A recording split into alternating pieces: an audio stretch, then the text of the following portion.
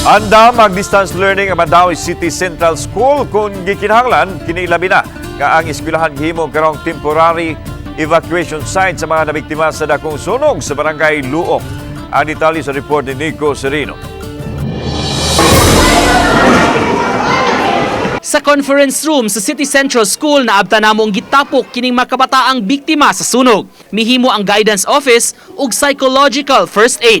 Gipatan-aw sab sila og salida nga cartoons aron malingaw, makadyot ug matabangan aron malimtan ang ilang pait nga kasinatian. Kay balog yun ta sa sitwasyon nila pagkahitabo, no?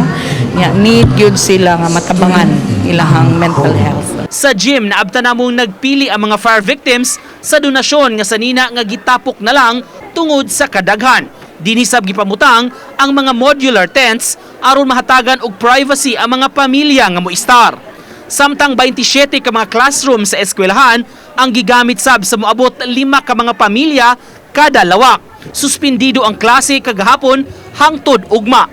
Karong Sabado aduna untay aktibidad sa eskwelahan apan gikanselar kini. Nagpaabot pa ang eskwelahan sa abiso gikan sa dakbayan sa tinguhang pagpabalhin sa mga nasunugan sa Luok. If ever muhangyo ang ato ang city nga i-extend gamay, so actually we will be using the distance learning para dili nato galing mahamper ang ato ang paghatag o continuous education. Kaganiha usab giapod-apod ang mga gatas alang sa mga kabataan sa kindergarten ug mga severely wasted o malnourished. National government project kini ug ipa-claim sa mga ginikanan ang gatas kay wala may klase. Schedule siya today ang delivery niya until karon ang last niya nga day.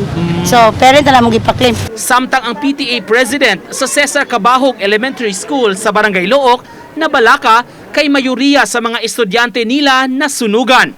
Muabot 70% kuno sa ilang 1,300 nga school population ang nabiktima ug naguol siya kay basin maapektuhan ang ilang pag-eskwela. Problema namo ba nga kung after 3 days kung wala na midira ang kulbaan namo mo transferred out ang bata or else mo drop out ang bata. Uban ni Godfrey Relien, Nico Sereno, Balitang Bisdak.